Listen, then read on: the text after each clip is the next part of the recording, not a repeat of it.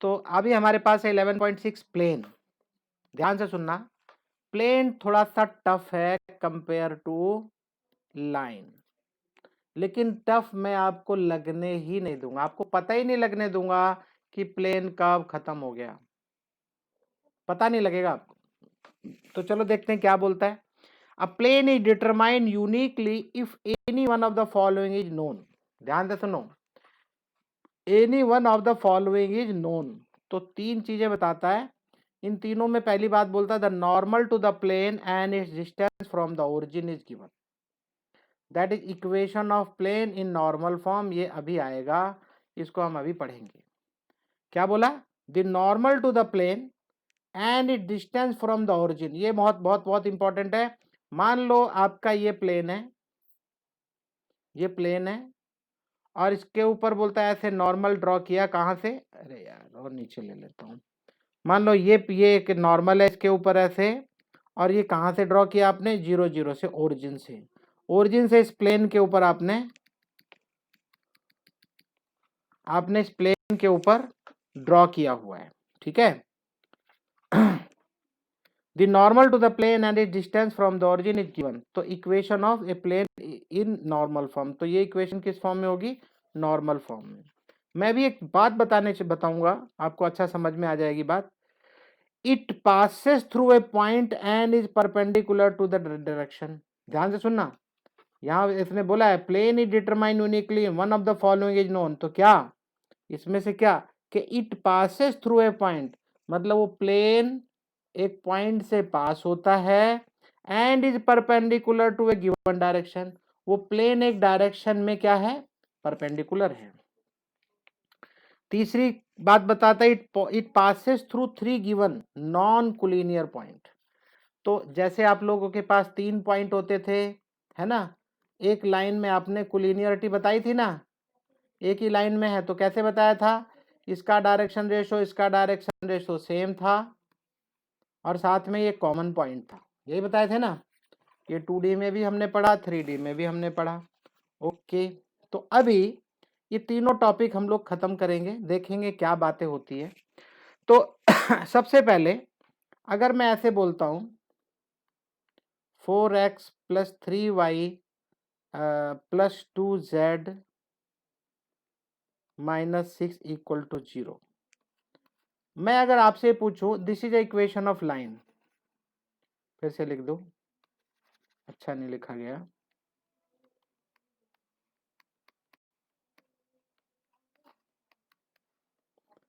ये इक्वेशन है लाइन इसकी, प्लेन की। शायद इतना तो प्लेन आपने पढ़ा ही होगा कि हाँ प्लेन की ऐसी इक्वेशन होती है, कार्टेशियन इक्वेशन। बोलो भाई, बोल, देखो आप लोग बोलते नहीं हो, गलत बात है, मुझे नहीं अच्छा लगता। बत बोलो थोड़ा सा, मुझे भी लाइव क्लास पर लाइव पर ऐसा लगता है डेड क्लास है बिल्कुल। तो 4x + 3y + 2z, ऐसा ये डी फ्री की फॉर्म में होता है, या तो इसको ऐसे भी लिखते हैं ax + by + cz - d = 0। इस फॉर्म में है, स्टैंडर्ड फॉर्म है ये। तो आप मुझे बताएंगे ये ABC क्या होता है, या ये 4 3 2 क्या होता है। किसी प्लेन के आगे ऐसे लिखे रहते हैं ना कोफिशिएंट, ये क्या है। शायद प्लेन बच्चों को ना समझ के आने का सबसे बड़ा रीजन होता है। चलो आप मुझे बताएंगे क्या होता है 4 3 2। ये मत बोलना कोफिशिएंट होता, तो मैंने पहले बता दिया। Kanan, I am expecting this answer from you. Kartik, direction ratio of what?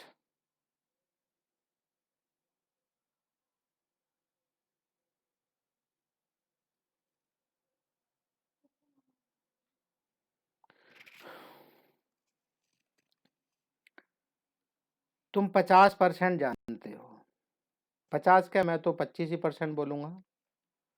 कुछ जानते हो लेकिन कंफ्यूज हो, एम आई राइट? और कोई? कार्तिक, क्या है ये 4 4 3 2?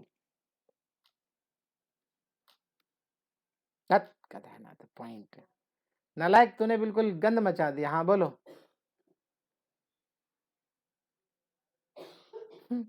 अरे बाबा ये 432 का मतलब मैं इस 432 की बात कर रहा हूँ, ये 4, ये 3 और ये 2। अगर आपको ये बात नहीं पता तो समझ लो प्लेन का पी भी नहीं जानते आप। हाँ बोलो।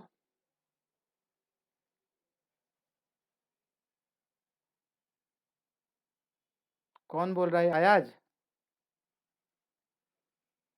आप भी काफी क्लोज हो, 50% टाइप हो या 75% टाइप हो, लेकिन एग्जैक्टली बता सकते हो बच्चों को, सबको?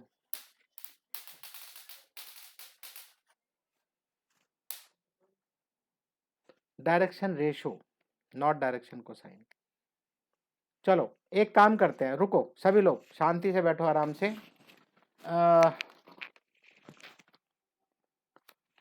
मैं दिखाई दे रहा हूं, ये बुक दिखाई दे रही है, ये बुक दिखाई दे रही है, पेन दिखाई दे रहा है,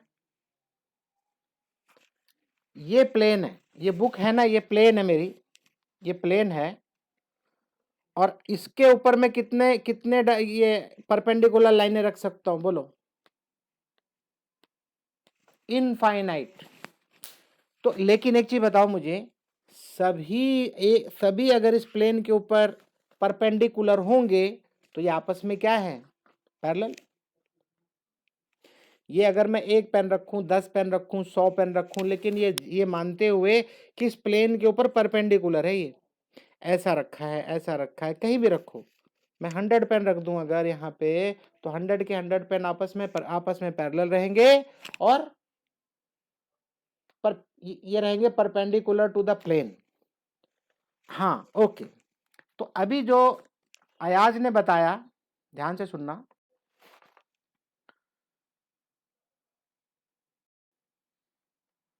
मान लो ये एक प्लेन है ये, और इस प्लेन के ऊपर एक ऐसे मैं लाइन खींच देता हूं, और ये मान लो इसका फुट ऑफ परपेंडिकुलर है। क्या बोलते हैं इसको? Foot of perpendicular. तो इस प्लेन के जितने भी डायरेक्शन रेशो मैं ऐसे खींच दूं, जितने भी, सारे के सारे पैरेलल होंगे, इसका मतलब सब की डायरेक्शन रेशो क्या होगी? सेम होगी, सब की सेम होगी। लाइन में पढ़ के आए ना, क्योंकि ये मैंने लाइन ड्रॉ की है, और लाइन मैंने आपको पढ़ा दिया, मैंने लाइन आपको पढ़ा दिया है। ये सभी अपने अपने पॉइंट से पूरा सा वर्टिकल ऊपर की तरफ हैं, और सभी के सभी क्या हैं? परपेंडिकुलर हैं। बात समझ में आई कि नहीं? तो ये जो ऐसे लिखा रहता है 3x + 2y + 3z - 9 = 0, इसका मतलब ये है कि जितनी भी लाइनें हैं इन सब के डायरेक्शन रेशो हैं 3:3 एज पर दिस इक्वेशन। और जबकि ये क्या है? इस प्लेन की इक्वेशन है, ये इस प्लेन की इक्वेशन है ये। बोलो बात समझ में आई?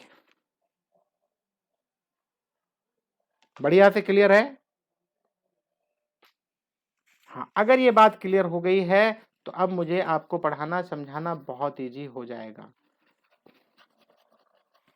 सबसे पहले बहुत छोटी छोटी बातें करेगा ये, मैं भी आपसे बहुत वो छोटी छोटी बातें समझा दूं। अगर ये क्लियर हो गया तो याद रखना, पता है क्या बोलेगा? एक बढ़िया बोर्ड में क्वेश्चन आता है, बहुत बढ़िया, अगर आप लोग बोर्ड का पेपर देखे होगे तो यहाँ एक पॉइंट देगा, ये प्लेन बीच में है, और बोलेगा कि इसका जो मिरर इमेज है वो पॉइंट बताओ क्या होगा। इसकी कुछ इक्वेशन लिख देगा, ध्यान से सुनना, इसकी कुछ इक्वेशन लिख देगा,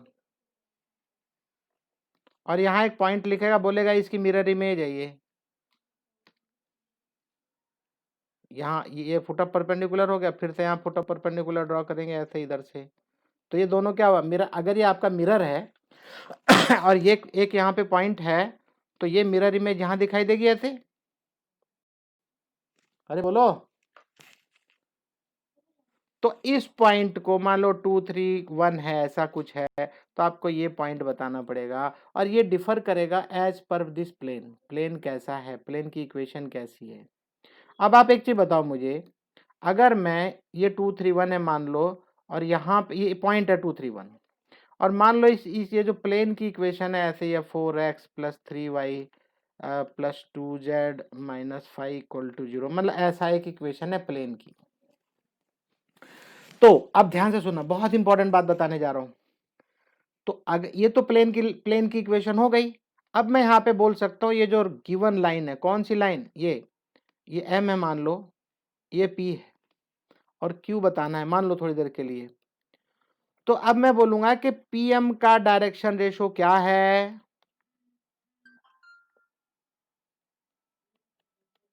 बिल्कुल वही होगा। मैंने बताया ना, जितने भी कोफिशिएंट है सब क्या है, they are the direction ratio of normal. तो ये इस प्लेन के ऊपर नॉर्मल है, ये जो परपेंडिकुलर लाइन होगी क्या होगी, नॉर्मल होगी। बोलो बात समझ में आई। अब अगर मैं बोलूं कि भाई इसकी इक्वेशन लिखो। अब देखो इसके ऊपर अगर मैं बोल रहा था ना 100 लाइनें मैं ड्रॉ कर दूं, लेकिन सबकी इक्वेशन अलग होगी। क्यों भाई, डायरेक्शन रेशो ही तो सेम है, पॉइंट थोड़ी सेम है, सबके पॉइंट तो अलग होंगे। बात समझ रहे हो, डायरेक्शन रेशो सेम है। तो अब मैं अगर लिखूंगा इक्वेशन ऑफ लाइन पीएम, तो equation of line PM is nothing but normal to plane भी बोल सकते हैं। Am I right. तो कल की जितनी बातें मैंने आपको बताई हैं, क्या मैं इसकी लाइन ऐसे नहीं लिख सकता, x minus 2/4 equal to y minus 3/3 equal to z minus 1/2 equal to lambda. पहले बताओ मुझे बात क्लियर हुई कि नहीं। मैंने कल ही आपको सिखाया है। कार्तिक तुम्हें समझ में आ रहा है कि नहीं, तुमने होमवर्क नहीं भेजा,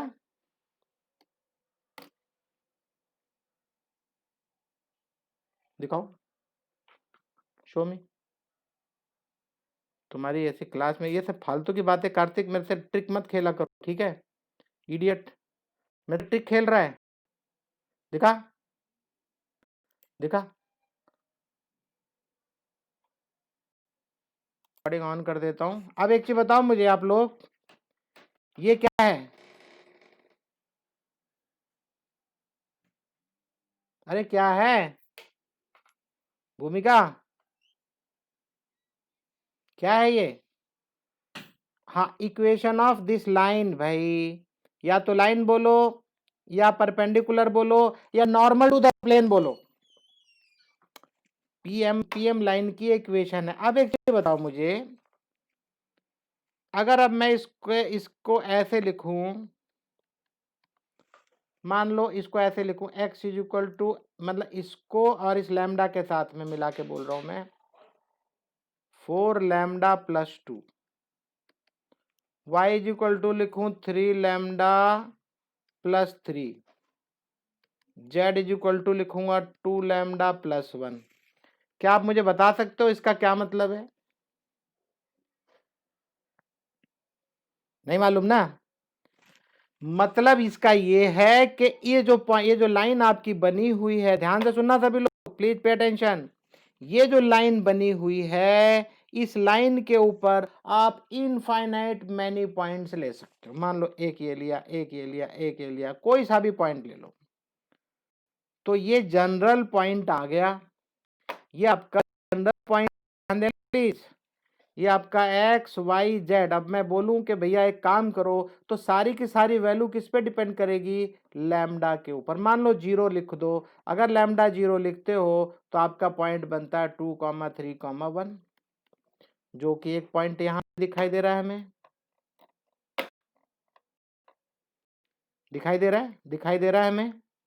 और अगर अगर मैं इसी को लैम्डा इक्वल टू 1 ले लूं तो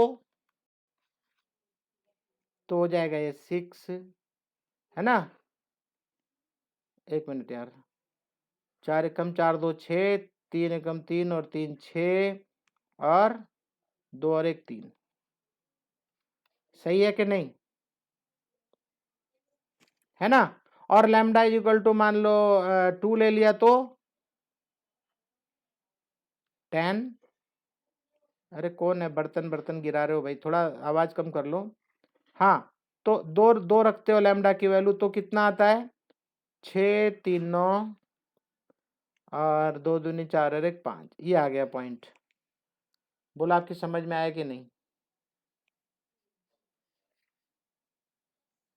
सबको समझ में आया ना? तो कहने का मतलब इस पूरी लाइन की ये इक्वेशन है, जनरल इक्वेशन बोलते हैं इसको। क्या बोलते हैं? हाँ, general equation, sorry general point, not equation. ये पॉइंट्स है, नॉट इक्वेशन। तो ये जो जनरल पॉइंट है एक्स वाई जेड, मतलब अब ध्यान से सुनना, मैं फाइनल पॉइंट पे आ रहा हूं। मतलब ये कि ये जो m लिखा हुआ है, मान लो ये m पॉइंट हो, क्योंकि लैम्डा पे डिपेंड करेगा। अगर ये पॉइंट, इसका मतलब अगर मैं पॉइंट ये वाला बोलता हूँ m वाला पॉइंट, ये जो नीचे लिखा हुआ ये पॉइंट है, तो आप बोलोगे सर ये तो प्लेन को सेटिस्फाई करना चाहिए। इसका मतलब x की वैल्यू, y की वैल्यू, z की वैल्यू अगर मैं रख दूं तो किस फॉर्म में इक्वेशन बन जाएगी? ये लैम्डा की फॉर्म में, और कुछ लैम्डा की वैल्यू आ जाएगी।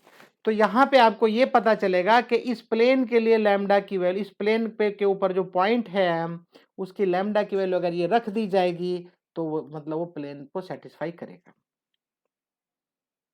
बात समझ में आई कि नहीं? मुझे लगता है क्लियर नहीं है। मैंने क्या बोला? x की जगह पे क्या लिखोगे? 4 लैम्डा प्लस 2। x की जगह क्या लिखोगे? हाँ, +3 इसकी y की जगह क्या लिखोगे आप? 3 लैम्डा +3 + 2। z कितना है? 2 लैम्डा +1।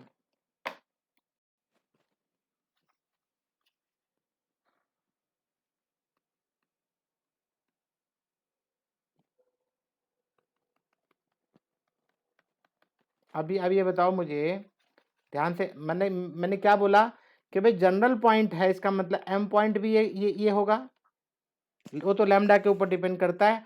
और फिर मैंने वैल्यूज सारी डाल दी हैं। अब मुझे बताओगे लैम्डा कितना होगा? ये बोलो भाई। 16 लैम्डा +8, 9 लैम्डा +9, 4 लैम्डा +2 -5 = 0। बताओ भाई कितना हुआ ये? 16 लैम्डा और 9 लैम्डा, 25, 25 और 4 29, 29 लैम्डा, और 8 और 9 17, 17 और 2 19, 19 में से 5 गया 14, 14 +14 = 0। अब इसका मतलब ये हो गया कि लैम्डा होगा -14/29। बात समझ में आई? अब एक काम करो, लैम्डा की वैल्यू आपको किसने दिलवाई? प्लेन ने। प्लेन में डाली ना इक्वेशन, तो प्लेन ने आपको बता दी कि भाई अगर मेरे प्लेन के ऊपर से अगर जा रही है लाइन, तो वो जो पॉइंट बनाती हुई जाएगी वो ये रहेगा, और साथ में लैम्डा रहेगा -49/29। अब आप एक काम करो, इसको -49/29 -14/29 पुट कर दो, आपको कुछ वैल्यू x की, y की और z की मिल जाएगी। मिले कि नहीं?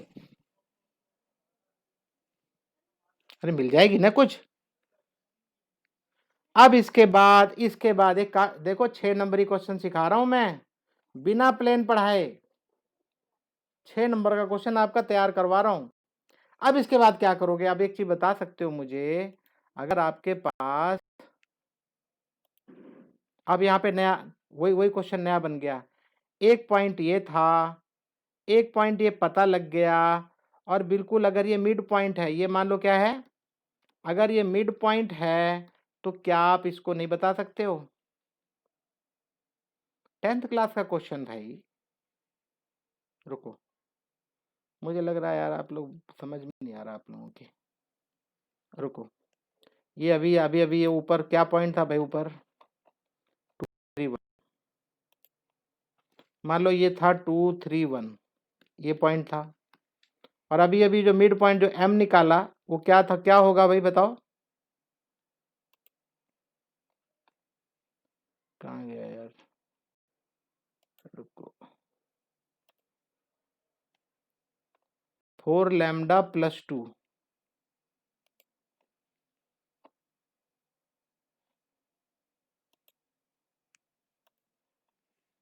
भाई ये 4 लैम्डा प्लस 2 और इस लैम्डा की जगह क्या लिखना है, -14/29 प्लस 2। तो ये जो वैल्यू आएगी वो x की वैल्यू आएगी, है ना।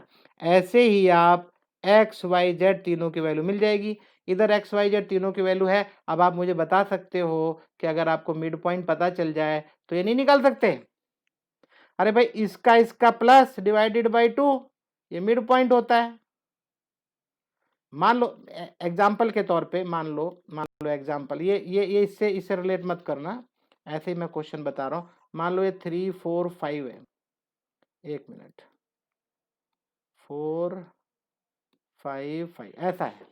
तो ये क्या होगा बताओ, थोड़ी देर के लिए सोच के बताओ मुझे। भाई यहाँ पे कोई नंबर होना चाहिए, प्लस करके आधा करो तो 4 आए, इसका मतलब प्लस 6 होना चाहिए। 6 और 2 8 डिवाइडेड बाई 2 4, सही है कि नहीं। अब ये 5 आना चाहिए, 3 यहाँ पे लिखा हुआ है, यहाँ पे क्या नंबर होना चाहिए भाई, 10 आना चाहिए तभी 5 होगा, तो 7। यहाँ 5 है, 10 होना चाहिए, तो यहाँ 1 है, तो यहाँ पे क्या होगा 9। That's all. तो अभी आपको मिड पॉइंट मिल जाएगा और फिर ये निकाल लोगे। ये मत सोचना इस सवाल को मैं दोबारा नहीं कराऊंगा, दोबारा फिर कराऊंगा, घबराओ मत। बस मैंने शुरुआत की है, धमाकेदार शुरुआत होनी चाहिए एक अच्छे क्वेश्चन के साथ समझाने के लिए। आ जाओ प्लेन पे फिर से एंट्री करते हैं। तो equation of in the normal form, अब वो बता रहा है उसकी नॉर्मल फॉर्म में कैसे लिखा जाता है। तो उसको लिखने का ये तरीका है भाई, r.n=d। इनफैक्ट ये फिगर समझाना बहुत बहुत मुश्किल काम है। आप कोई बता सकता है ये क्या है? नहीं मालूम ना। आप सोच रहे हो यार ये ट्रायंगल सा बना हुआ है, यहाँ भी एक ट्रायंगल सा बना, क्या मुसीबत है। अब मैं बताऊं, मैं बताता हूं, ध्यान से सुनना। आप अपने घर में एक ऐसे प्लाईवुड काटो, ट्रायंगल टाइप ऐसे, मान लो ऐसे काट लिया, और जैसे मैंने उस दिन बताया था, आप घर के कोने में, बिल्कुल कोने में चला जाओ। आपके घर का ये कोना है, देखो इधर जो रेड रेड लाइन से मैं ड्रॉ कर रहा हूँ, ये कोना है, XYZ एक्सिस दिखाई दिया। और उसी कोने को ऐसे रख दो, और फिर उस प्लाई को ऐसे रख दो जो जेड एक्सिस को यहाँ टच करे, वाई को यहाँ करे, और सॉरी एक्स को करे, वाई को यहाँ टच करे। ऐसे दीवार के साथ ऐसे करके रख दो, टेढ़ा करके। आप इमेजिन कर सकते हो कि वो कैसे रखी हुई है प्लाई? बोलो भाई। जो प्लाई काटी आपने ट्रायंगल की तरह, आप इसको क्या कर रहे हो, आप ऐसे तिरछा करके उसके ऊपर रख दे रहे हो। कोना यहाँ पे है, बिल्कुल देखो कोना यहाँ पे है। नहीं समझे क्या? इसको मत देखो, इसको मत देखो, इसको कुछ मत देखो, जो मैं बोल रहा हूँ वो समझो बस। ट्रायंगल की तरह ऐसे कट करो और कोने में ऐसे रख दो।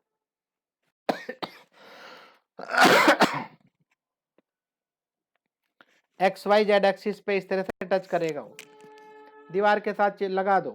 ट्रायंगल इसलिए बोला तभी लग पाएगा, अगर चौकोर टाइप होगा तो टिकेगा नहीं। भाई टिकेगा कैसे, इस तरफ से भी कोना, इस तरफ से भी कोना, कैसे लगेगा? लेकिन ट्रायंगल बनाते ही आपकी समझ में आ गया। अगर ये प्लाई वाली बात नहीं समझ में आई है तो आगे मैं नहीं बता पाऊंगा। कार्तिक तुम्हें आया समझ में? अच्छा, कानन तुम्हें आ गया? अब एक काम करो, ऐसा आपने लुढ़का दिया, ऐसे रख दिया, और एक काम करो आप ना, किसी को घर वालों को बोलो आपके, भाई एक काम करो, मैं इसके अंदर घुस जा रहा हूँ, और प्लाई को ऐसे ऊपर से रख देना, क्योंकि अंदर मेजरमेंट वगैरह आपको बहुत कुछ करना है। और मान लो वहाँ पे लाइट है, मान लो वहाँ पे लाइट है। अब ये नहीं कि सर ये तो बंद हो जाएगा, हाँ बिल्कुल बंद हो जाएगा, बिल्कुल दीवार के साथ चिपक के आएगा ये, इधर से इधर से इधर से, ये फर्श के साथ, ये दीवार के साथ चिपक के आएगा ये। अब यहां अंदर आप बैठ गए, जहां ओ लिखा है यहां बैठ गए मान लो। अब बैठने के बाद यहां ये जो सेंटर है, ये जो कोना है, यहां से आप एक काम करो, बोलो कि प्लाई के ऊपर मैं परपेंडिकुलर ड्रॉ करूंगा। ध्यान से सुनना, प्लाई के ऊपर परपेंडिकुलर ड्रॉप करूंगा, मतलब साफ साफ ये पता चल रहा है कि भैया प्लाई से जो परपेंडिकुलर ड्रॉ होगा, या यूं कह लो प्लाई एक प्लेन है, प्लाई एक प्लेन है और उस प्लेन का नॉर्मल, उस प्लेन का ये नॉर्मल है। देखो ये जो एन पॉइंट दिखाई दे रहा है ना, एन उस प्लाई के ऊपर है, ये पी भी उस प्लाई के ऊपर है। ये देखने में फ्री फ्री दिखाई दे रहा है, ये फ्री नहीं है, क्योंकि आपको मानना है कि ये एक प्लाई है, एक प्लेन है, और ये एन पॉइंट उसी प्लाई के ऊपर है, और एन पॉइंट से ओ एन जो है क्या है, वो that is perpendicular on the ply. समझ में आया कि नहीं? क्लियर है सबको? अब ये क्या बोलता है, ये तो परपेंडिकुलर हो गया, और इसने क्या किया, उसी प्लेन पे एक पॉइंट ले लिया एक्स वाई जेड, उसी प्लेन के ऊपर, प्लेन मतलब प्लाई के ऊपर एक और ले लिया, but that line is not perpendicular. That क्योंकि क्योंकि इस वाले से, यहां से ओरिजिन से परपेंडिकुलर अगर कोई लाइन खींची जाएगी तो एक और सिर्फ एक लाइन बनेगी बस। ये बात समझ में आई कि नहीं? ये जब यहाँ इतना मुश्किल होता है तो ऑनलाइन बताना बहुत मुश्किल काम है, लेकिन घबराओ मत, मैं आपको अभी जैसे लेके चल रहा हूँ पहले वो देख लो, बस ज़्यादा परेशान मत हो। R dot N equal to D, D nothing but that distance, ये डिस्टेंस है यहाँ से यहाँ तक का, ठीक है, ये वाला परपेंडिकुलर डिस्टेंस। अभी आगे और मैं बता देता हूँ मैं साथ में। और यहाँ पे ये कार्टेशियन की ये वेक्टर की इक्वेशन है, और कार्टेशियन की इक्वेशन के लिए यहाँ पे बोल रहा है ओपी। ओपी अगर आर, कोई आर एक मान लो वेक्टर है आर, ध्यान दो इधर, वो वेक्टर किससे बना, देखो ओपी से बन रहा है, ये वाली लाइन ओपी है। मैंने आपको बोला ये परपेंडिकुलर नहीं है, ये परपेंडिकुलर नहीं है, और ये तो ये हो गया, और साथ में L M N the direction cosine of N, तो एन जो लाइन बनती है इसका डायरेक्शन कोसाइन बता रहा है इसके लिए, ठीक है। तो अब ऐसे में एन इज इक्वल टू ये L L I M J N K बनता है, और अगर मैं इन दोनों को मल्टीप्लाई कर दूं, दोनों को सॉल्व करूंगा, देखो डॉट प्रोडक्ट करता हूं मैं, नॉट मल्टीप्लाई, शुड नॉट से मल्टीप्लाई, तो मुझे ये, अरे यार आजा,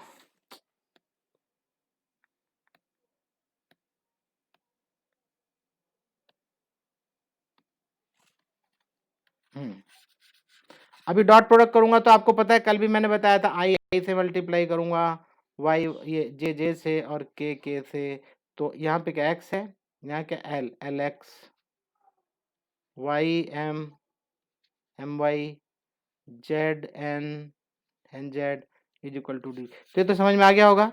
तो एक फॉर्म है ये, और डी क्या है उसका, परपेंडिकुलर डिस्टेंस है, normal. This is Cartesian equation of plane in the normal form, तो ये नॉर्मल फॉर्म है, और एल एम एन क्या है, डायरेक्शन कोसाइन, ठीक है।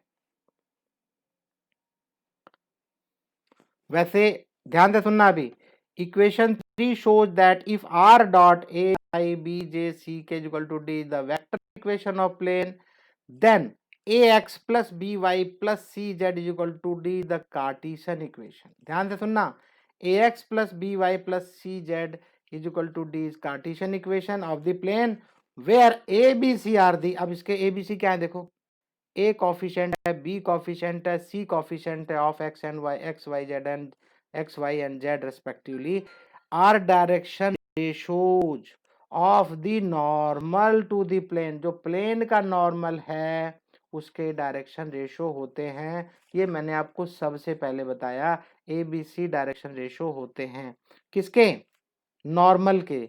तो उसको नॉर्मल की भाषा कुछ बच्चों को समझ में नहीं आती, और यही कारण है कि बच्चे ये सवाल कर नहीं पाते। तो नॉर्मल का मतलब होता है इस प्लेन के ऊपर एक परपेंडिकुलर खींचा गया है, ठीक है, ये उसका परपेंडिकुलर है। नॉर्मल का मतलब ये जो लाइन बनती है नॉर्मल की, ये इसके डायरेक्शन रेशो, ये इसके डायरेक्शन रेशो है a comma b comma c. If the equation of plane is ax plus by plus cz is equal to d, then its इस लाइन के डायरेक्शन रेशो क्या होंगे? आप आई होप अब समझ में आ गया होगा आपको। डायरेक्शन रेशो समझ में आया कि नहीं? और डायरेक्शन रेशो कितना मीनिंगफुल है वो मैंने आपको उस क्वेश्चन से करा दिया। अभी और समझ में आ जाएगा, शांत रहो। Find the vector equation of plane which is at distance of 6/√29। अभी पहले से ही बता दे रहा है कि भाई उसका डिस्टेंस जो है 6/√29 है। इसका मतलब है आपको इस फॉर्म में लिखना पड़ेगा, डायरेक्शन कोसाइन निकालते हुए LMN इस और XYZ से मल्टीप्लाई करोगे तब वो D निकलेगा। इसका मतलब D को हमेशा आप पॉजिटिव रखोगे तभी होगा। कभी कभी ऐसी इक्वेशन क्रिएट कर देगा आपको यहाँ पे नेगेटिव आएगा, तो क्या करना है, उसको नेगेटिव से फिर मल्टीप्लाई कर दो और फिर यहाँ पे बचेगा 6/√29। इसका मतलब है इस पूरे को नेगेटिव करना पड़ेगा, क्योंकि यहाँ नेगेटिव था, मैंने नेगेटिव किया तो पॉजिटिव हुआ। इसका मतलब बाकी की इक्वेशन में अगर कुछ पॉजिटिव है तो नेगेटिव और नेगेटिव है तो पॉजिटिव कर देने। बात समझ में आई कि नहीं? क्योंकि भाई ये डिस्टेंस है, अगर डिस्टेंस को नेगेटिव में है तो आप उसको पॉजिटिव बना लो, करना कुछ नहीं है। राइट साइड का पॉजिटिव करोगे तो लेफ्ट साइड वाले भी आपको चेंज करना है। अब ध्यान दो क्या बोलता है आगे, फ्रॉम द ओरिजिन, तो ये बता रहा है डिस्टेंस। अब आपको ये आप याद करो, जो प्लाई में आप बैठ के ओरिजिन से, ओरिजिन मतलब वो जो क्रॉस था, सॉरी कॉर्नर था, उससे जब आप इस ट्रायंगल में यहाँ बैठ के जो परपेंडिकुलर ड्रॉ किए थे, कहाँ से किए थे? ओरिजिन से किए थे, मतलब उस कॉर्नर से किया था। अगर वो कॉर्नर ओरिजिन है तो तब वो डिस्टेंस इतना आता है। एंड इट्स नॉर्मल वेक्टर, और जो उसके ऊपर जो परपेंडिकुलर लाइन आपने खींची थी वो लाइन ये है। लाइन का मतलब है क्या है, ये वो नॉर्मल है, वेक्टर का ये जो है नॉर्मल है। Also find its Cartesian form. तो अब एक मिनट बताओ मुझे, इसके कोफिशिएंट क्या है? 2, -3 एंड 4। तो अभी जो भी इक्वेशन बनेगी कार्टेशियन फॉर्म में, क्या वो ऐसे नहीं बनेगी? 2x - 3y + 4z। बोलो, तभी तो मैं इसको क्या बोलूंगा? 2 - 3 4 क्या बोलूंगा? डायरेक्शन रेशो, है ना? लेकिन अगर एक इक्वेशन बनेगी तो किसकी इक्वेशन? प्लेन की। बट अगर डिस्टेंस की फॉर्म में लिखोगे, ध्यान से सुनना, अगर प्योरली डिस्टेंस की फॉर्म में लिखोगे एग्जैक्ट डिस्टेंस से, तो ये डायरेक्शन कोसाइन बनेंगे, नॉट डायरेक्शन रेशो। तब उस केस में अभी भी मैंने आपको बताया 2, -3 एंड 4, वो ये रहे, देखो 2, -3 एंड 4। बट ये डायरेक्शन ये किस फॉर्म में लिखा हुआ है? ये जो है डिस्टेंस, प्रॉपर डिस्टेंस की फॉर्म में लिखा हुआ है, इसलिए √29 से डिवाइड हुआ है। ठीक है, क्योंकि इस साइड में भी आपको 6 ही रहता है। उसने बोल दिया कि भाई मुझे 6/√29 ही चाहिए, तभी वो √6 बनाने के लिए आपको 29 से डिवाइड करना पड़ा। अभी और समझ में आएगा आपको। तो यहाँ पे क्या बताना चाह रहा है, ध्यान देना, अभी समझ में और अच्छे से आएगा, क्योंकि इसने n = क्या, ये n = बता दिया इसने, ये वेक्टर फॉर्म में नॉर्मल है, n is nothing but normal, तो इसने नॉर्मल बता दिया। तो यूनिट वेक्टर निकालने के लिए क्या करते हैं, जो नॉर्मल है और नीचे किससे डिवाइड करना है? Modulus of n। Modulus of n मतलब क्या? सबके स्क्वायर करके एडिशन करके रूट, जो कल से करते आ रहे हो आप, a² + b² + c² √ओवर। ठीक है, तो वैसे ही करना है। 2 3 4 के स्क्वायर है, सबको एडिशन करके रूट किया तो √29, और आप इस सबको इंडिविजुअली 29 दे दो बस। ठीक है, ओरिजिन से है तो जरूरी नहीं कि आप ऐसे ही निकालो, मैं आपको बताऊंगा और भी तरीका। अब ये क्या है, परपेंडिकुलर नहीं था, परपेंडिकुलर पॉइंट नहीं था, या यूं कह लो प्लेन के ऊपर जो ये जो नॉर्मल बन रहा है, ये फुट ऑफ द परपेंडिकुलर नहीं था, वो थोड़ा अलग होता है, बताऊंगा अभी मैं, रुक जाओ। वो क्वेश्चन बहुत इंपॉर्टेंट है, आएगा वो। Find the direction cosine of unit vector. अब ध्यान से सुनो, ये यूनिट वेक्टर की बात करता है। Find the direction cosine of the unit vector perpendicular to the plane. ये प्लेन है, इसके ऊपर जो परपेंडिकुलर है, डायरेक्शन कोसाइन बताना है उसका यूनिट वेक्टर का, जो इस प्लेन के ऊपर परपेंडिकुलर है। और साथ में बोलता है पासिंग थ्रू द ओरिजिन, और वो ओरिजिन से पास हो रहा है। ठीक है भाई।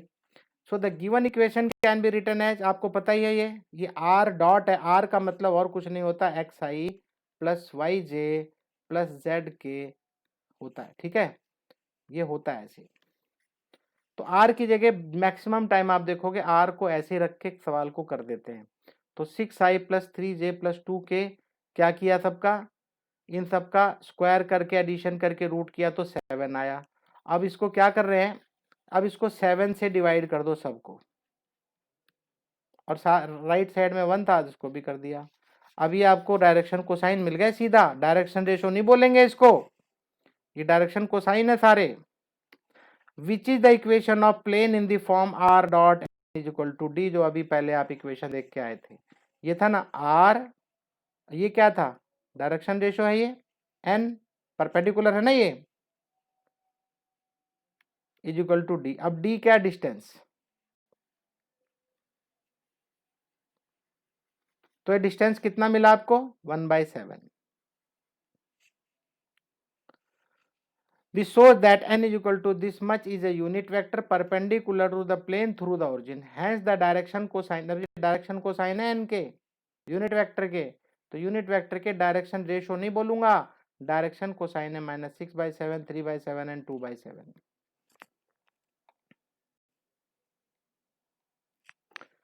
Find the distance of the plane this from the origin. अब देखो डिस्टेंस की बात करता है, फिर से डायरेक्शन कोसाइन की फॉर्म में आना है, एग्जैक्ट आपको वही देता है।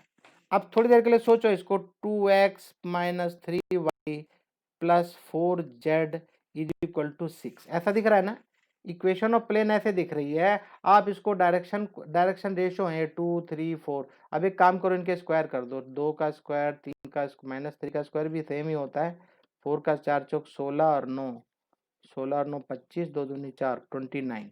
तो 29 से सबको डिवाइड कर दो, √29 से, देखो √29 √29 √29 √29।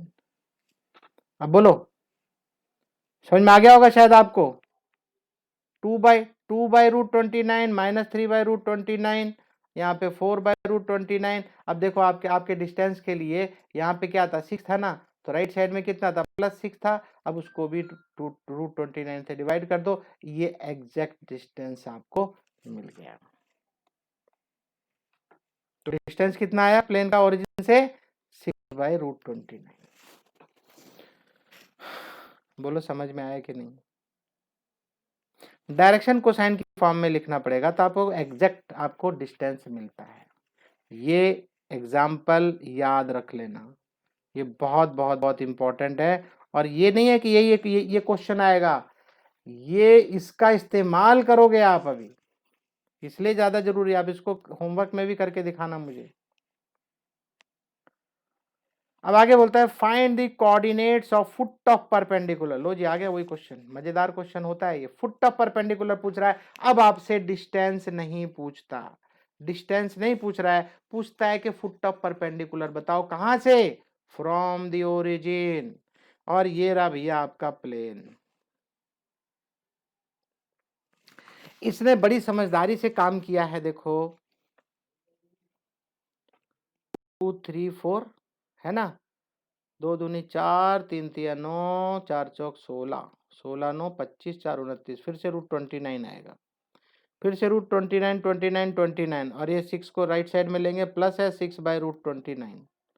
अरे तो पहले वाली इक्वेशन है यार, उसी को दोबारा बोल रहा है, 2 3 माइनस प्लस 4, अरे वही इक्वेशन दोबारा लिख दी ने, लेकिन यहाँ पहले डिस्टेंस पूछ रहा था, अब की क्या पूछ रहा है, फुट ऑफ परपेंडिकुलर पूछता है। तो इसने इस फॉर्म में लिख दिया, ये तो ऊपर हमारा सवाल ऑलरेडी हुआ था।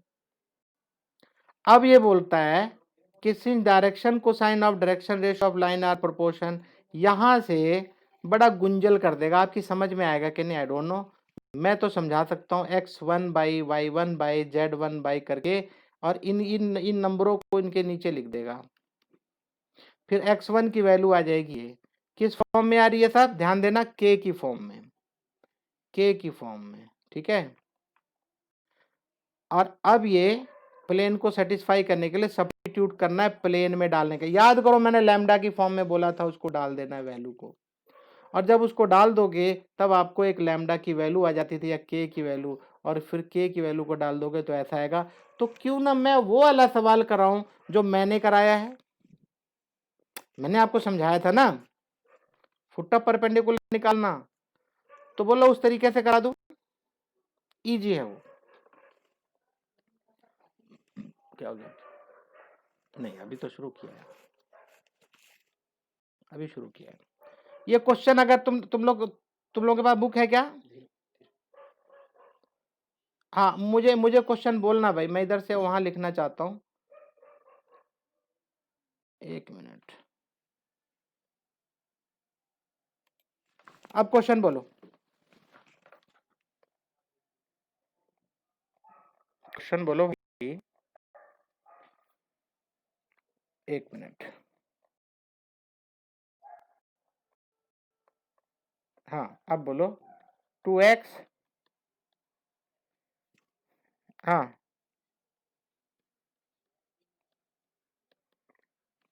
ये लो भाई आपका इक्वेशन है प्लेन की। ये रहा आपका प्लेन, यहां से इसको यहाँ फुट ऑफ परपेंडिकुलर है, m है मान लो, ये पता करना है। और ये पॉइंट क्या है? 0,0,0,0। बात को समझना है अभी। और इसका नाम है मान लो P। अभी मैं क्या कर सकता हूं इससे, इसके थ्रू मैं बोल सकता हूं 2,-3,4 are the direction ratio of normal of plane, right. या डायरेक्शन रेशो ऑफ, यहां ब्रैकेट में लिख सकते हैं पीएम। पीएम क्या है? लाइन है, नॉर्मल है प्लेन के ऊपर। बात समझ में आई कि नहीं? क्लियर है ना? अब जब ये डायरेक्शन रेशो है तो मैं अब अगले स्टेप में लिखूंगा general point on line PM. इस पीएम के ऊपर कोई सा भी एक पॉइंट पकड़ना चाहूंगा मैं, कोई सा भी, तो उसका जनरल पॉइंट क्या होगा? अरे आजा भाई, उसका जनरल पॉइंट क्या होगा? मैंने देखो बताया था कि नहीं। अब x-0/2 equal to y+0/-3 z -0/4। पहले बताओ समझ में आया कि नहीं? अब साफ साफ पता चला क्योंकि फुट ऑफ परपेंडिकुलर कहाँ से ड्रॉप करना है हमें? 0,0,0 से। तो ओरिजिन से है तो भैया ये तो खत्म ही हो गए, इनको लिखने का कोई मतलब नहीं है। Is equal to lambda. तो अब मुझे x इज इक्वल टू क्या मिलता है? 2 lambda. y is equal to क्या मिलता है? -3 लैम्डा। और z इज इक्वल टू क्या मिलता है? 4 लैम्डा। बोलो समझ में आया कि नहीं? अब यहां पे हम बोल सकते हैं PM is passing through the given plane, है ना। सो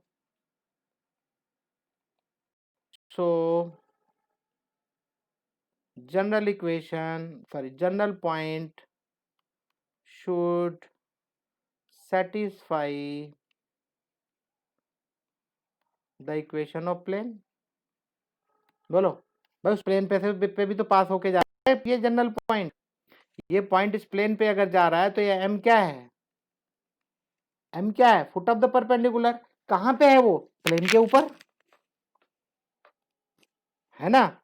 अब मैं इसको सेटिस्फाई कराऊंगा 2x - 3y और क्या था भाई +4z, हाँ +4z इक्वल टू 6 मतलब -6 = 0 था। चलो अब चुपचाप ये जनरल पॉइंट 2 लैम्डा, x की जगह 2 लैम्डा, -3y की जगह -3 लैम्डा, +4z z की जगह 4 लैम्डा इक्वल टू 6। तो ये क्या 4 lambda +9 lambda plus 16 lambda equal to 6। कितना हो गया भाई पूरा? 16 और 9 25 और 4 29, 29 lambda is equal to 6। So lambda is equal to 6/29। तो लैम्डा की वैल्यू मुझे मिल गई। इसका मतलब ये जो जनरल पॉइंट था, तो actual point on plane is equal to, we will put the value of lambda there.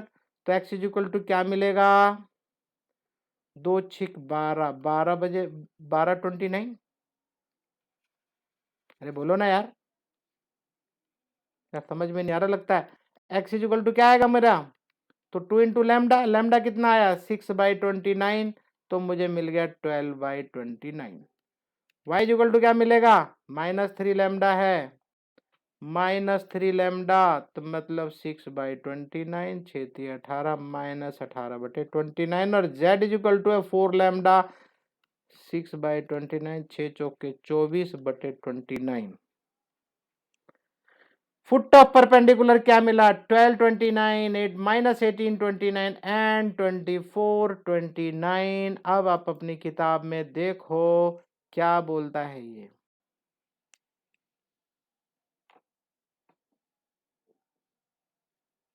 बोलो कौन सा इजी है? और ये इजी इसलिए नहीं बोल रहा हूं मैं इसलिए नहीं इजी बोल रहा हूं, ये बड़े सवालों में काम आएगा। तो ये मेथड अच्छा है, आप इस मेथड को लिख लेना, इसी मेथड से करना है, ठीक है ना? ये मेथड आपको जनरल वाला बहुत मजेदार है, अच्छा लगेगा, राइट? ये बता रहा है यहाँ पे D the distance from the origin, L M N are the direction cosine. मैंने पहले बताया था अगर एक्चुअल डी निकालना है, तब डायरेक्शन कोसाइन वाला काम करना, जो रूट रूट करके निकालते हैं, स्क्वायर करके और एडिशन करके रूट करते हैं ना वो, ठीक है ना? ओके, तब ये फुट ऑफ द परपेंडिकुलर इस फॉर्म में आता है L D M D N D, क्योंकि डी आपको मिल जाता है। वो √29 देखा ना आप, बार बार आ रहा था। अगला है equation of plane perpendicular to a given vector and passing through a given point. लो जी, ये बोलता है कि एक प्लेन है, उसकी इक्वेशन बतानी, इक्वेशन ऑफ प्लेन, और वो परपेंडिकुलर है टू ए गिवन वेक्टर, वो एक गिवन वेक्टर पे परपेंडिकुलर है और पासिंग थ्रू है, और एक पॉइंट से पास होता है। देख लो दो चीजें बता रहा है। एक प्लेन है आपके पास, ध्यान से सुनना। एक प्लेन है, इक्वेशन ऑफ प्लेन, और perpendicular to a given vector, एक गिवन वेक्टर के ऊपर परपेंडिकुलर है। एलओ जी परपेंडिकुलर ड्रॉ कर दिया। और साथ में बोलता है passing through a given point, और एक पर्टिकुलर गिवन पॉइंट से पास होता है। कौन पास होता है? ये लाइन या है प्लेन? प्लेन के ऊपर वो पॉइंट है, ये रहा देखो, ये दिखा रहा है यहाँ पे, ठीक है? अभी और अच्छे से बताता हूँ, शांति। तो आपने वहां पे क्या देखा था? R.n=D था, लेकिन क्योंकि यहाँ पे एक पॉइंट दे रहा है प्लेन के ऊपर, अब ये है R-A.n=D0। तो ये वाले क्वेश्चन अभी आप अच्छे से देखना, और इसको कार्टेशियन फॉर्म में कैसे लिखते हैं? A into x-1, B into y-y, C into z-z=0। कैसे आएगा मैं अभी आपको सिखाता हूँ, रुक जाओ थोड़ा सा, समझने की कोशिश करना। अरे कलर कहाँ चला जाता है यार, आ गया। इस क्वेश्चन से क्लैरिटी आ जाएगी आपको। कभी कभी थ्योरी पार्ट क्लियर नहीं होता, लेकिन जब हम क्वेश्चन करते हैं ना, तब हमें समझ में आ जाता है आखिर करना क्या है। बहुत ध्यान से देखना। बोलता है फाइंड द वेक्टर एंड, ध्यान देना, find the vector and Cartesian, मतलब आपको वेक्टर इक्वेशन भी बतानी है और कार्टेशियन इक्वेशन भी बतानी है ऑफ द प्लेन, उस पर्टिकुलर प्लेन की। किसकी? विच passes through the point this, एक इस पर्टिकुलर पॉइंट से पास हो रहा है। कौन पास हो रहा है? प्लेन। एंड वो प्लेन क्या है? Perpendicular to the line with direction ratio ये। अब एक चीज बताओ, मुझे ध्यान से सुनना सभी लोग, प्लीज पे अटेंशन। क्या अगर ये बोलता है कि ये जो प्लेन है ऐसे, ये सॉरी थोड़ा और अच्छे से बनाते हैं।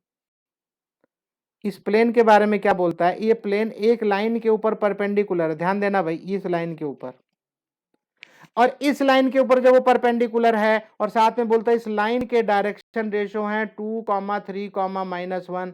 अरे तो भैया ये और कुछ नहीं, नॉर्मल है भाई उस प्लेन का, ये उस प्लेन का नॉर्मल हुआ कि नहीं। तो साफ साफ मुझे दिखाई दे रहा है कि 2x + 3y - z, ये तो प्लेन की इक्वेशन होएगी। साथ में वो डिस्टेंस और लगा देना है, बस that distance we don't know, by look only I can tell this is the equation of plane.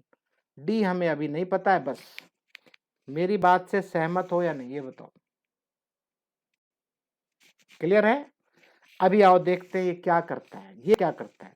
हाँ, अब वो डिस्टेंस कितना होगा ये हमको ये पॉइंट बताएगा, ये वाला पॉइंट हमको बताएगा कि वो डिस्टेंस कितना होगा, हमें नहीं पता डिस्टेंस वो। तो चलो ठीक है, अभी देखते हैं कितना होगा।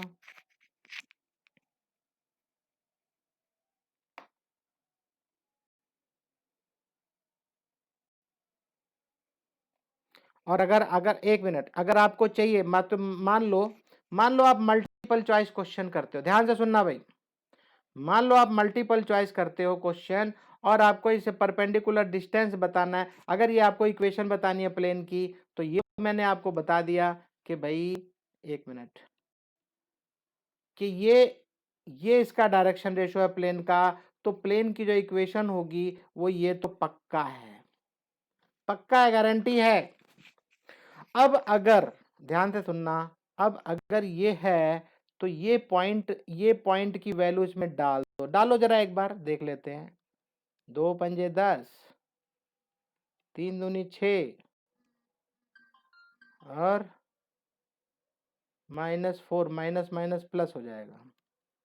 बता सकते हो डी कितना आया?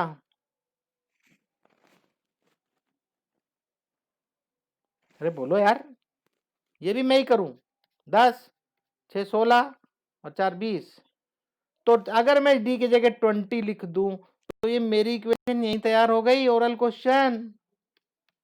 चलो आगे बढ़ते हैं, देखते हैं अब क्या नजारा हमें दिखाई देता है। क्या आप मेरी बात से सहमत हैं?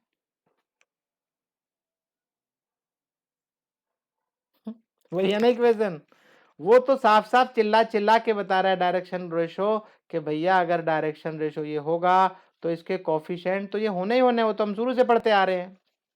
और उस पॉइंट से हमने उसके डिस्टेंस ले लिया, वो डिस्टेंस हमको मिल गया। लेकिन देखो ये है मल्टीपल चॉइस क्वेश्चन, जब आप करते हो अच्छे से तो वो आपको ना मल्टीपल देख के पता चल जाएगा कौन सा आंसर है, फट से लगा दोगे। लेकिन अगर आप ऐसे करके आ गए तो आपको मार्क्स नहीं देगा कोई। लेकिन हाँ, अगर ये टेक्निक आती है तो आपको ये एटलीस्ट ये तो पता चल जाएगा कि यार मैंने जो क्वेश्चन किया है वो सही है कि नहीं। ठीक है, तो चलो क्वेश्चन को करते हैं। अभी अभी एक हमने फॉर्मूला पढ़ा था, आर माइनस क्या था भाई, वो r-d.n। अरे क्या था यार, मैं तो भूल गया।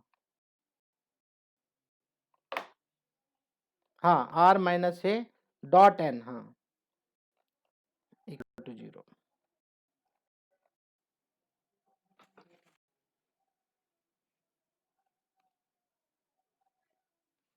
अब ध्यान से देखो, एक्चुअली ये इस चीज को समझना है आपको, बस देखो, we have position vector of point, और तो ये पॉइंट है ये रहा, इससे हमने इक्वेशन ये बना लिया vector, and the normal vector ये रहा, नॉर्मल 2 3 1 वाला दिखा। तो ये नॉर्मल वेक्टर को n से r माइनस, हाँ ये लिखा तो है फॉर्मूला भाई, ध्यान देना, a इज पॉइंट और n इज नॉर्मल। नॉर्मल जो होता है, नॉर्मल ये जो डायरेक्शन को साइन डायरेक्शन रेशो, ये दो चीजें अगर आपको पता है तो करना क्या है भाई, सीधे सीधे r माइनस ये देखो, ये रख दिया, ए मतलब पॉइंट, r माइनस ए रख दिया, बीच में डॉट डॉट प्रोडक्ट करना है, किससे करना है, n से, n मतलब डायरेक्शन रेशो जो आपने बताया, लाइन का डायरेक्शन रेशो या नॉर्मल का डायरेक्शन रेशो।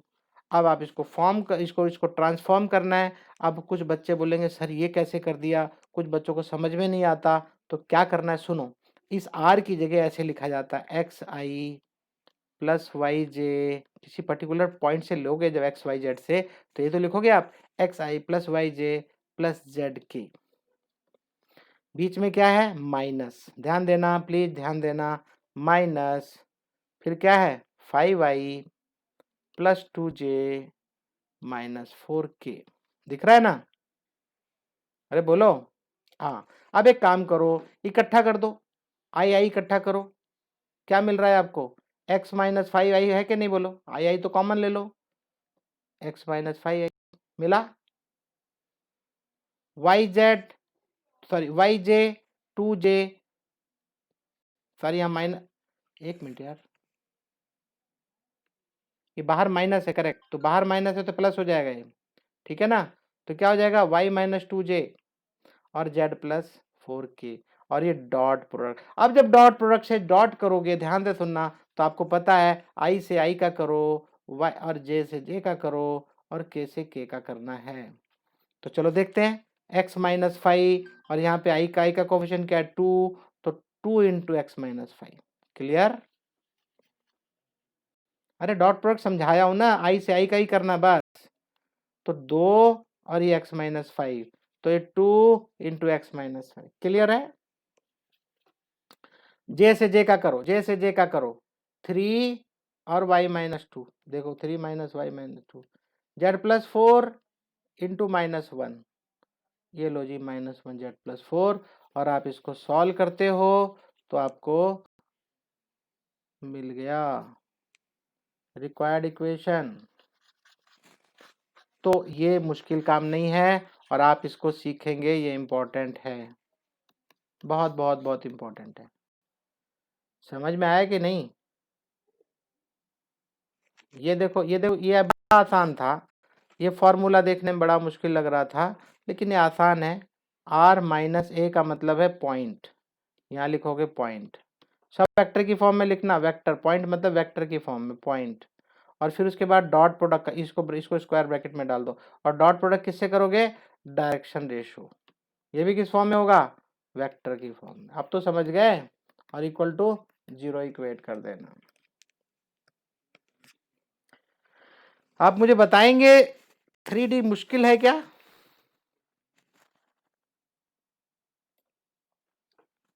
आपने कितनी मेहनत इंटीग्रेशन में की है, याद है आपको?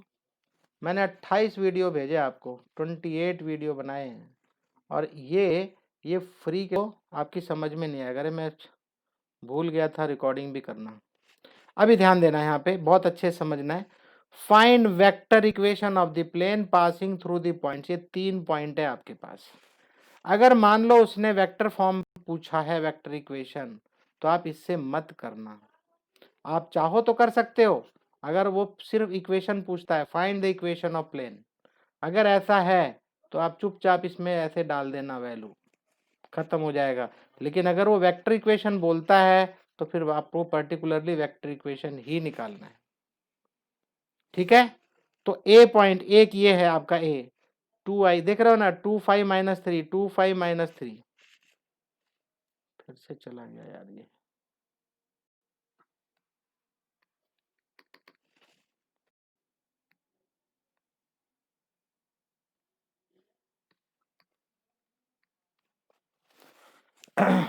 हाँ, 2 5 माइनस 3, 2 5 माइनस 3, बी क्या है, -2 -3 माइनस प्लस 5, और 5 3 माइनस 3 सी है।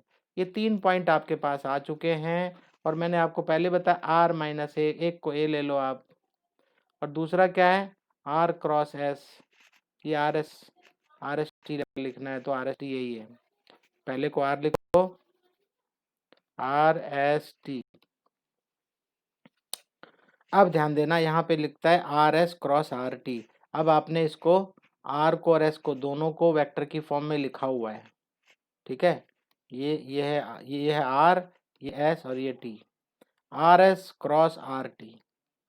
लेकिन अब ये क्या बोल रहा है कि जरूरी नहीं है, मैंने आपको ये भी बताया था। एक मिनट यार, ये क्या कर रहा है, आप लोगों की बुक में डॉट है क्रॉस है भाई? ये इसको देखो जरा तो।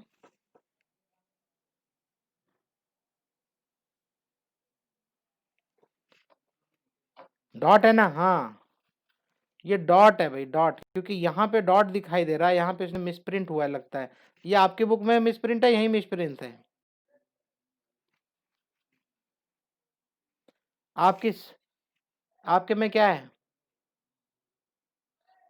सबके बुक में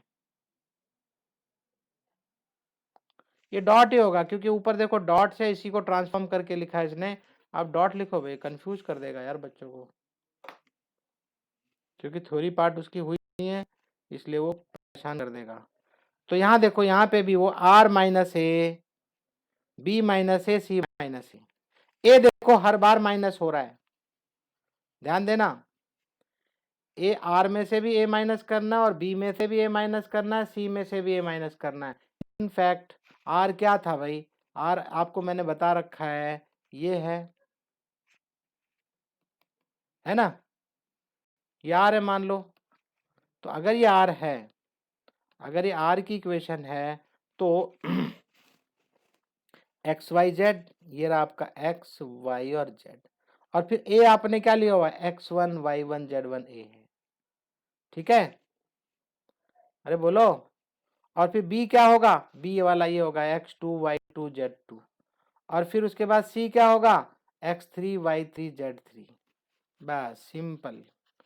आप देखोगे तो दोनों इक्वेशन सेम ही है, लेकिन यहाँ पे वेक्टर की फॉर्म में है, यहाँ पे ध्यान दो। आप सिर्फ इसको याद रखो बस ये। अब आर माइनस ए इसने से लिखा हुआ है, फिर डॉट प्रोडक्ट बोलता है B minus a, b minus A cross C minus ए, इन दोनों का क्रॉस प्रोडक्ट करना है, फिर डॉट प्रोडक्ट बाद में करेंगे।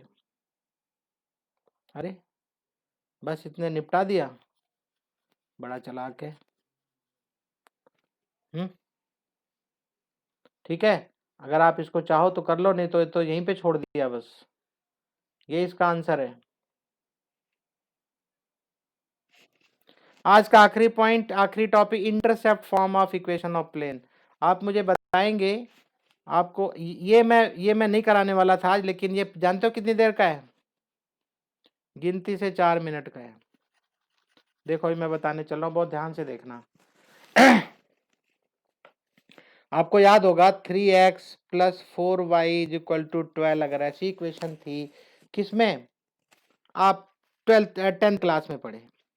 लेकिन जैसे 11th में आए, आपने इसको क्या कर दिया? आप 11th में आ गए तो आपने ऐसे कर दिया, तो फिर ये ऐसा बन गया। समझ में आया कि नहीं?